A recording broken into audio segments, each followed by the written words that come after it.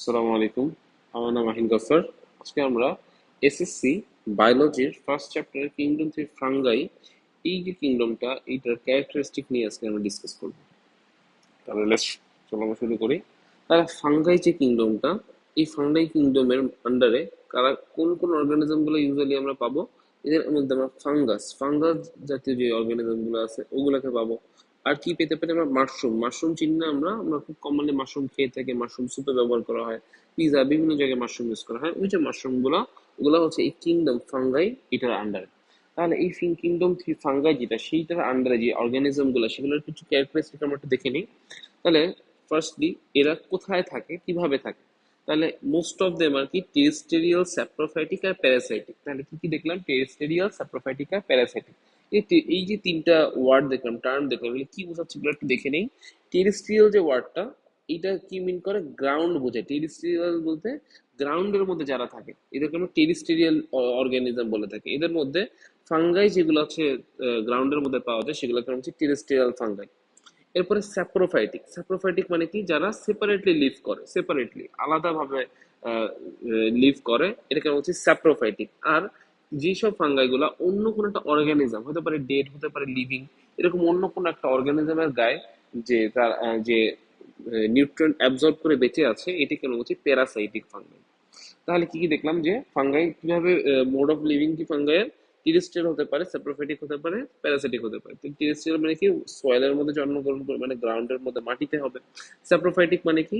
যারা মানে সেপারেটলি বেঁচে থাকতে পারবে, যারা সিঙ্গেল হয়ে বেঁচে থাকতে পারবে না, ওদেরকে ওদের অন্য কোনো একটা অর্গানিজমের উপরে ডিরেক্টলি ডিপেন্ডেন্ট হওয়া লাগবে না, এরকম একটা যদি বুঝে সেটা স্যাপ্রোফাইটিক। আর প্যারাসাইটিক দিয়ে বোঝাচ্ছে হচ্ছে অন্য একটা অর্গানিজমের গায়ে, সেটা ডে হতে পারে লিভিং, এগুলোর গায়ে জন্মগ্রহণ করছে এরা। এইগুলো থেকেই ওদের ওদের গায়ে থেকে পুষ্টি অ্যাবজর্ব করে নিচ্ছে, নিউট্রিয়েন্ট অ্যাবজর্ব করে নিয়ে ওরা বেঁচে আছে। এরকম যে ফাঙ্গাস, সেটা হচ্ছে প্যারাসাইট। এরপরে তার বডির ক্যারেক্টারিস্টিক গুলো একটু দেখি। ফাঙ্গাইয়ের বডিটা কনস্টিটিউট করা হবে একটা সিঙ্গেল সেল দিয়ে। কয়টা সেল দিয়ে? Single cell. সিঙ্গেল সেল একটা বডি হবে ওদের। ওই বডিটা যে সিঙ্গেল সেল, ওইটাকে আমরা একটা টার্ম দিয়ে ডেকে থাকি, নাম হচ্ছে টার্মটার মাইসেলিয়াম। কি নাম টার্মটার? টার্মটা হচ্ছে মাইসেলিয়াম। তাহলে কি দেখলাম? প্রথমে এদের মোড অফ লিভিং, কিভাবে বেঁচে থাকে। এরপরে এদের বডি কিছু কনস্টিটিউশন বা কনস্টিটিউশন অথবা কিভাবে ফর্ম করে এটা দেখলাম। যেটা সিঙ্গেল সেলড একটা বডি হবে, এই সিঙ্গেল সেল বডিটাকে আমরা কি বলতে পারি? এটা হচ্ছে মাইসেলিয়াম বলবো।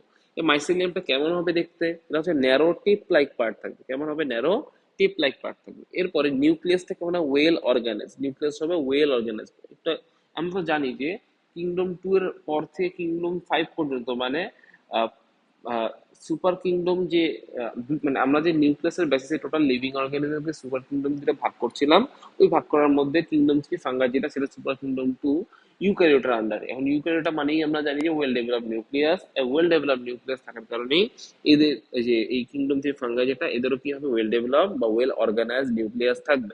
ওয়েল অর্গানাইজ নিউক্লিয়াস মানে কি? আমরা প্রিভিয়াস ক্লাসগুলো থেকে জেনেছি যে নিউক্লিয়াস যেটা, এটা একটা সেল যদি হয়, সেলের মধ্যেখানে একটা স্পেশাল কম্পার্টমেন্ট থাকে, এই কম্পার্টমেন্টটাকে আমরা বলে থাকি নিউক্লিয়াস। এই নিউক্লিয়াসের মধ্যে নিউক্লিয়ার ম্যাটেরিয়াল থাকে। তো নিউক্লিয়ার ম্যাটেরিয়াল যদি এরকম করে নিউক্লিয়ার মেমব্রেন দিয়ে কভার করা থাকে, তখনই আমরা বলবো এটাকে ওয়েল স্ট্রাকচার নিউক্লিয়াস বা ওয়েল অর্গানাইজ নিউক্লিয়াস। এরপরে আমরা দেখবো সেল ওয়ালের কম্পোজিশন। তাহলে সেল যদি একটা এটা হয়, সেলের সেলের নর্মালি একটা লিভিং মেমব্রেন থাকে, আর একটা নন লিভিং যদি কোনো মেমব্রেন থাকে, লিভিং মেমব্রেনের উপরে, সেটাকে আমরা বলে থাকি সেল ওয়াল। Cell wall. যেমন আমাদের বাসায় ওয়াল আছে না? ওই ওয়ালটাকে তুমি যদি ঘুষি মারো, লাথি মারো, ও কি কোনো ব্যথা পাবে? ও কি কোনো কষ্ট পাবে? ওয়াল তো কোনো কষ্ট পাচ্ছে না। ও কি চিল্লাচ্ছে, কাঁদছে? না, চিল্লাচ্ছে না। ওর কি খাবারের প্রয়োজন হয়? না, খাবারের প্রয়োজন হয় না। তো এরকম যেসব জিনিসের খাবারের প্রয়োজন হয় না, এগুলোকে আমরা বলতে থাকি নন লিভিং সাবস্টেন্স। এখন এই সেল, আমি একটু আগে বললাম যে এটা যদি একটা সেল হয়, সেলের বাইরে একটা লিভিং মেমব্রেন থাকবে, আর একটা কি নন লিভিং মেমব্রেন থাকবে। ওই নন লিভিং মেমব্রেনটাকে আমরা ইউজুয়ালি সেলের সেল ওয়াল বলে থাকি। কি বলে থাকি? সেল ওয়াল বলে থাকি। এখন ফাঙ্গাই সেল যেগুলো আছে, ওগুলোর বাইরেও এরকম একটা কি থাকবে? সেল ওয়াল থাকবে। কি থাকবে? সেল ওয়াল থাকবে। এখন যদি একটা ফাঙ্গাই হয়, এটা ফাঙ্গার বাইরে এটা যদি একটা সেল ওয়াল হয়, এই সেল ওয়ালটা আমরা বলে থাকি, এই সেল ওয়ালটা ফর্ম করা থাকে কি দিয়ে? কাইটিন দিয়ে। কাইটিন নাম একটা কেমিক্যাল কম্পাউন্ড দিয়ে। কি দিয়ে? কাইটিন। CHITIN, chitin. কি নাম? কাইটিন। ভেরি ভেরি ইম্পর্টেন্ট একটা ইনফরমেশন এমসিকিউর জন্য। এই টাইপ কোশ্চেনের জন্য আসতে পারে, হোয়াট ইজ কাইটিন।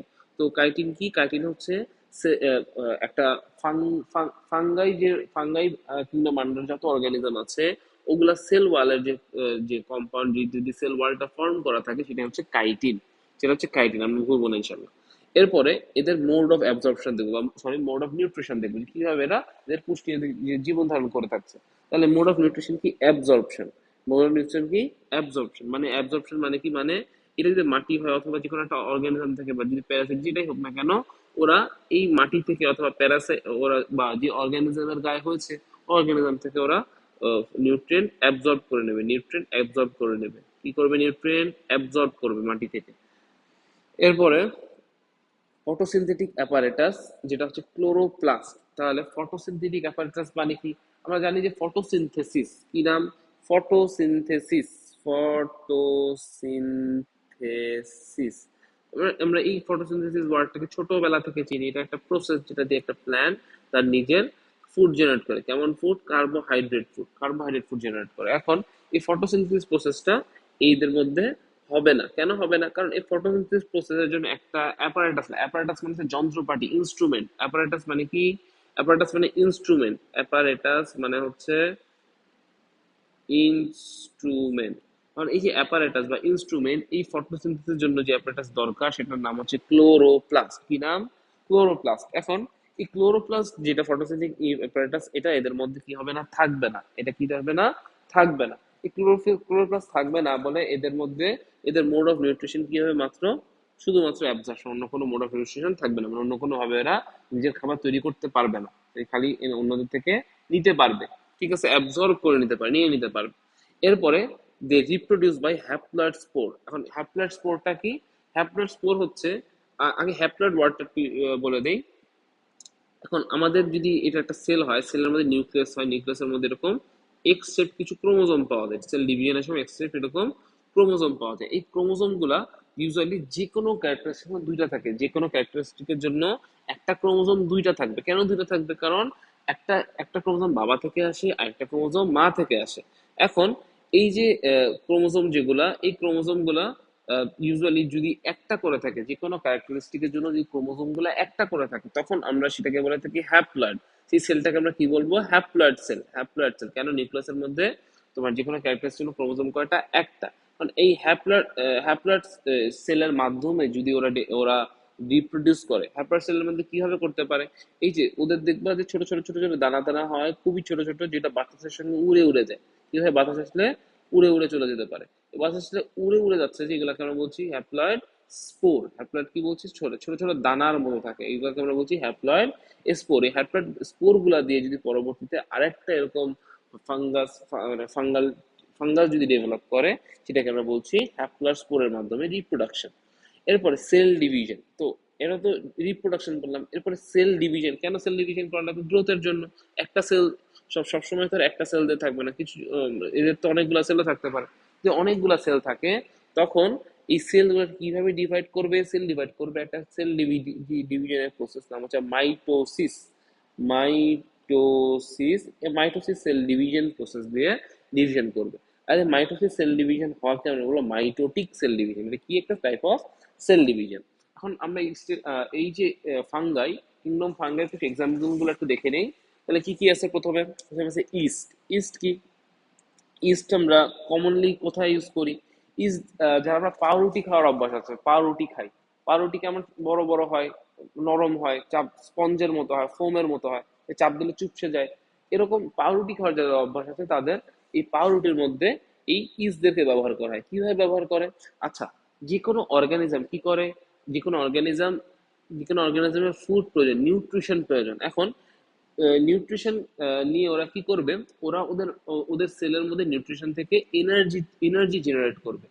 এনার্জি জেনারেশনের সময় একটা জিনিস প্রডিউস, সেটাকে আমরা বলি CO2 অথবা কার্বন ডাই অক্সাইড। আমরা ছোটবেলা থেকে চিনি, আমরা নিঃশ্বাস নিচ্ছি, নিঃশ্বাস ছাড়ছি, কার্বন ডাই অক্সাইড বের হয়ে আসছে, এটা আমরা জানি। এখন যে কোনো লিভিং অর্গানিজম কি করবে? এই কার্বন ডাই অক্সাইড জেনারেট করবে। এখন এই যে ফাঙ্গাল যে অর্গানিজম যেগুলো আছে, ওরাও এরকম কার্বন ডাই অক্সাইড জেনারেট করবে। কারণ এখন যখন আমরা ব্রেডের মধ্যে এই ইস্ট গুলোকে ব্যবহার করছি, ওরা ওই কার্বন ডাইঅক্সাইড গুলো জেনারেট করছে, কার্বন ডাইঅক্সাইড গুলো বেরোয় আসতে পারছে না অ্যাটমসফিয়ারে। এই জন্য ছোট ছোট বাবল তৈরি হচ্ছে কার্বন ডাইঅক্সাইডের। এরকম ব্রেডের মধ্যে যদি একটা ব্রেড হয়, দেখুন ছোট ছোট অনেকগুলা বাবল তৈরি হচ্ছে। এই বাবল তৈরির মাধ্যমে কি হচ্ছে, এই ব্রেডটা আস্তে আস্তে ফুলে উঠছে না ব্রেডটা, আর বাবল তৈরি হচ্ছে। এই বাবল তৈরি হওয়ার কারণেই আমাদের পাউরুটি যেগুলো খায় সেগুলো এরকম অনেক স্পঞ্জি থাকে, অনেক ফোমি থাকে। বুঝতে পেরেছো? তাহলে এগুলোর মধ্যে কি ইউজ করা হচ্ছে, ইস্টকে ইউজ করা হচ্ছে। এবার হচ্ছে পেনিসিলিয়াম।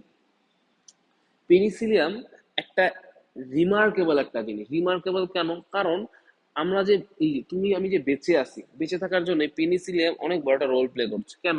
কারণ আমাদের দাদাদের সময় যেটা ছিল, বা এর আগে দাদাদের সময়ের আগে অথবা দাদাদের সময় ইউজুয়ালি মানুষ যদি কেটেও যেত, কেটে যাওয়ার কারণে ইনফেকশন হয়। আমরা জানি কেটে গেলে কি হয়, সেখানে ইনফেকশন হয়।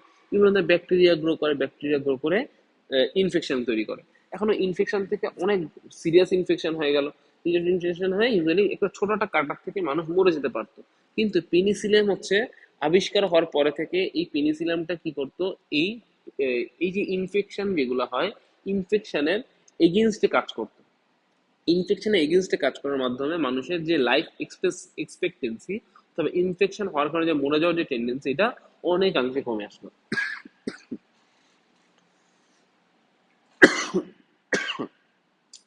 এরপরে লাস্ট যেটা, সেটা হচ্ছে মাশরুম। মাশরুম কি? আমরা যে ফাঙ্গাস, যেগুলো ফাঙ্গাসের যে অর্গানিজমগুলো যেগুলো এডিবল, ওগুলোকে আমরা মাশরুম, সরি এডিবল না, যেগুলো মেইনলি আসলে এরকম একটা স্ট্রাকচার ফর্ম করে ছাতার মতো দেখতে, এগুলোকে আমরা মাশরুম বলে থাকি, যেগুলোকে বাংলা বলে ব্যাঙের ছাতা। এই যে মাশরুম, এই মাশরুমগুলো আমরা খুব কমনলি খেয়ে থাকি, অনেক জায়গায় খাওয়া হয়, পিজা বার্গার এগুলোর মধ্যে ইউজ করা হয়। তারপরে হচ্ছে সব জায়গায়, অনেক জায়গাতেই মূলত এগুলো ইউজ করা হয়, পাকোড়া বানাতে ইউজ করা হয় অনেক জায়গায়। মাশরুমটাকে খাবার হিসেবে ব্যবহার করে। তো এই জন্য এই মাশরুমটাও একটা কি আসলে ফাঙ্গাইয়ের এক্সাম্পল। আচ্ছা, তো আজকের জন্য এই এই ভিডিওর জন্য এতটুকুই। থ্যাংক ইউ সবাইকে দেখার জন্য।